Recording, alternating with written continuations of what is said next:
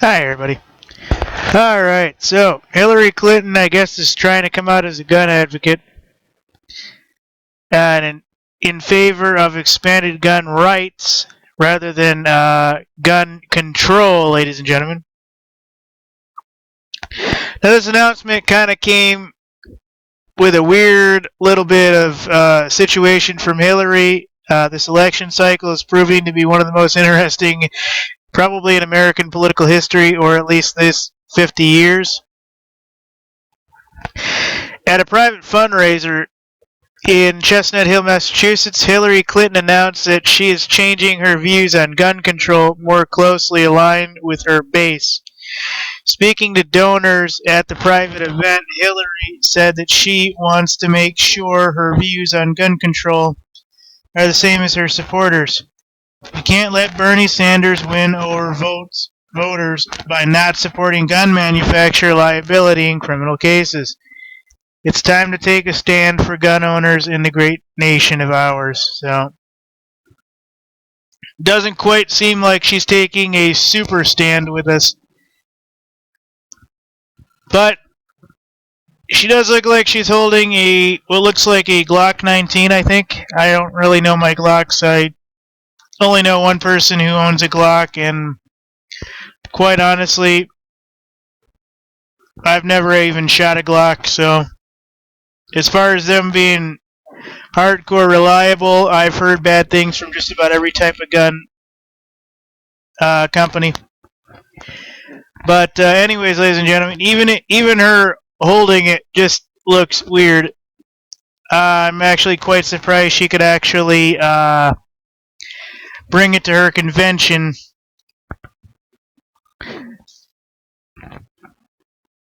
Doesn't look like it's a fake one, but she is kind of holding it near the trigger, and that kind of worries me. And her smirk on her face says the world as it actually is. No way in hell is this going to happen, but let me try to make it sure you understand. She listed off 10 main points that she would work to achieve if elected as president, making sure that no gun is banned solely because of cosmetic features. I believe that was her husband's thing he tried to do in the 90s. Ensuring that gun show transfers remain safe and legal with no background checks. Well, that's interesting. There are currently background checks when you purchase a gun. I wonder if she's going to eliminate those. That'd be awesome. Working to ensure 50 state concealed carry reciprocity through new federal laws. Well, I don't know about that so much. The elimination of background checks at the point of sale. Instead, gun purchases would only take one background test per year. That's like having your CPLs. You might as well have your CPL. I let mine kind of go, but I'll get it back sooner or later. Just wait, and then I'll put up a couple good gun videos. Ensure that gun manufacturers are not liable for their products' use of commission of crime. That's good. In other words, gun manufacturers cannot be held liable if their product is used to commit a crime, which means, and I believe in this, ladies and gentlemen. Here's my standpoint for this, ladies and gentlemen. If you use a golf club to kill somebody, is that the intended use of the golf club? No. You use a bowling ball to kill someone. Is that the intended use of a bowling ball? No. If a piano falls out of a 3-story window and kills somebody, is that the piano's manufacturer's fault? No. So, good God, ladies and gentlemen, why would it be the gun manufacturers? Well, simple fact, guns harm things. Well, that's not necessarily true. The only thing a gun does is make a bullet or make something filled with powder inside a casing, potentially a bullet, fire out of that gun at that diameter. That's all that does. Could be at a watermelon, could be at a clay target, could be at, a paper target.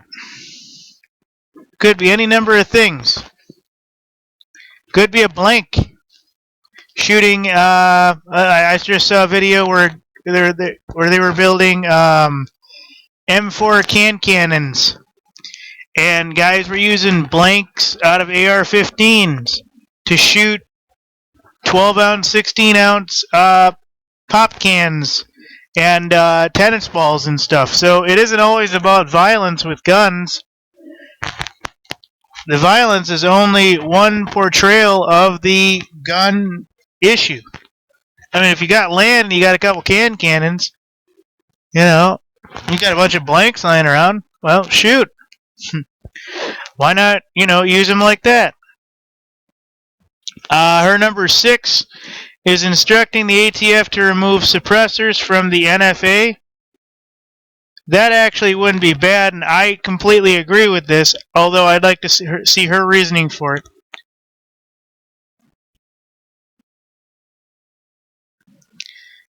Here's one that we don't like, ladies and gentlemen, and here's one that kind of goes with it. A 50% tax on every round of ammunition that would go toward the prevention of gun violence. Yeah, gee, I wonder how that's going to happen. Because nobody's going to be able to afford the fucking ammo. See, I knew the card was there, folks. I'll show this in a minute. Making sure that all online ammo purchases are shipped to an FFL for a background check. That is absolute bullshit. Passing laws to make sure online records of over 1,000 rounds of ammo are delivered only with a chief law enforcement officer approval. That's bullshit. Proving a pathway for illegal immigrants to legally purchase firearms. That's bullshit. Well, last one, not so much. Well, wait. Providing a pathway for illegal immigrants to legally purchase firearms. No, that's actually bad. So, let me show you this real quick.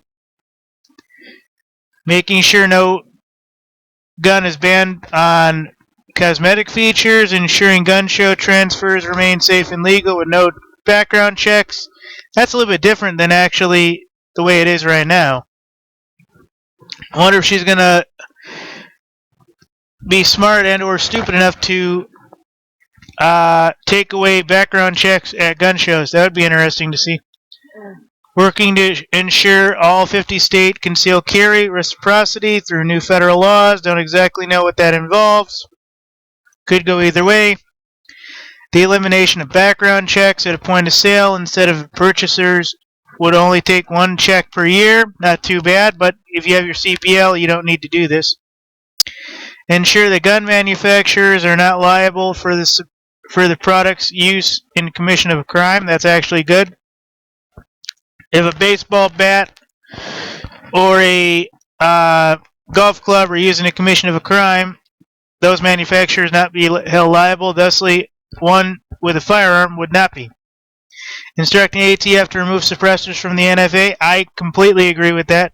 A 50% tax on every round of ammo, that would go toward the prevention of gun violence. Yeah. Gee, I wonder how that's going to work. Preventing the ammo. Making sure all online purchases go through an FFL. That's bullshit. Passing laws making sure that online orders of 1,000 rounds of ammo or more delivered only to chief law enforcement officer approval. Providing a pathway for illegal immigrants to legally purchase firearms. So, I think it's the old bait and switch for Hillary, but at least we know where she at least somewhat stands.